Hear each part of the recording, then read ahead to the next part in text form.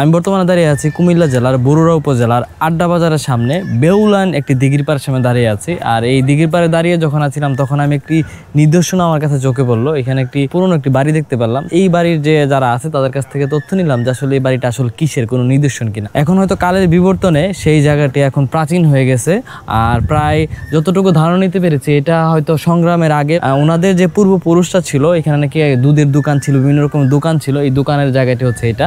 আর এটা আমি বলে রাখি, এটা বেউলিন যে দিঘির পাড় আছে, স্থানীয় ভাষায় বেউলাইন বলে থাকে। বেউলাইন দিঘির পাড়ের সামনে হচ্ছে দোকানটা। আর আমি চেষ্টা করব এই যে এরিয়াটা বেউলাইন দিঘির পাড়ের এরিয়া আশেপাশে চিত্রটা আমি তুলে ধরার চেষ্টা করবো। পাশাপাশি সামনে হচ্ছে আড্ডা বাজার আছে, বরুড়া উপজেলার আড্ডা বাজার। নামটা শুনে হয়তো আপনারা খুব আকস্মিক হতে যাচ্ছেন যে বাজারের নামই আড্ডা বাজার, হয়তো মানুষ আড্ডা দেয়, এই জন্য এমন হতে পারে। কাল বিবর্তনে অনেক নাম চেঞ্জ হতে এটা আড্ডা বাজার হয়েছে।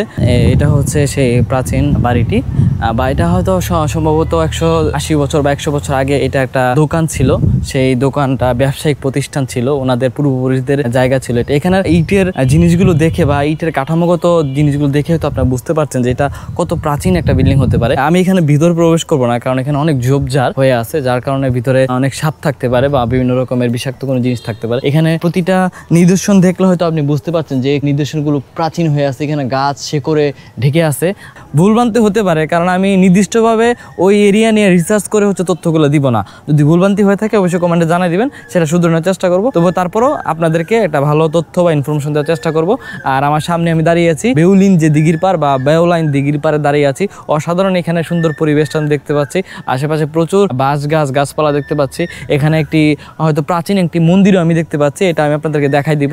আর এখানে বিভিন্ন রকম পাখি, পানকুড়ি বা কোকিল, এগুলো আমরা হয়তো শব্দগুলো শুনতে পাচ্ছি। যেহেতু এটা প্রাচীন বিল্ডিং, অনেকে হয়তো আমার ভিডিও দেখে এখানে পর্যটক হিসেবে আসবেন, ঘুরতে আসবেন। যেগুলো পর্যটক স্পট আমি বলে দিব যে এটা পর্যটক স্পট। এটা স্থানীয় যারা আছে ওনাদের বসত বাড়ির একটা অংশ। আপনাদের এই এরিয়াটার বিস্তারিত একটু তথ্য বলেন, জায়গাটা কোথায়? জায়গাটা কুমিল্লা জেলার বরুড়া থানার জলাম ইউনিয়নের বেউলাইন গ্রাম। এটা একটা প্রত্যন্ত গ্রাম। তার প্রাক ঐতিহাসিক কিছু কথা আপনাদেরকে বলছি। আমি একজন রিটায়ার্ড শিক্ষক ব্যক্তি। আমার দাদুরও এই গ্রামের যে কয়টা ঐতিহ্যভাবে দুইটা দিঘি এবং তার পাশে দুইটা মঠ আছে। মঠগুলোর মধ্যে কিছু লেখা দেখা যায়, তবে অস্পষ্ট। সেই লেখাগুলো কিন্তু বোঝা যাচ্ছে যে সেগুলো তখন বাংলা ভাষার তখন প্রচলন ছিল না। দিঘিগুলোর কর্নারে, দক্ষিণ কর্নারে দুইটা দিঘি মঠগুলার সবচেয়ে ঐতিহ্যভাবে কিছু, এবং এখানে আসলে আমি মনে করি যে আপনাদের অনেক কিছু অজানা তথ্য এখানে জানবো বলে আমাদের মনে হচ্ছে। কি সময় কেমন লাগতেছে জায়গাটা তোমার কাছে?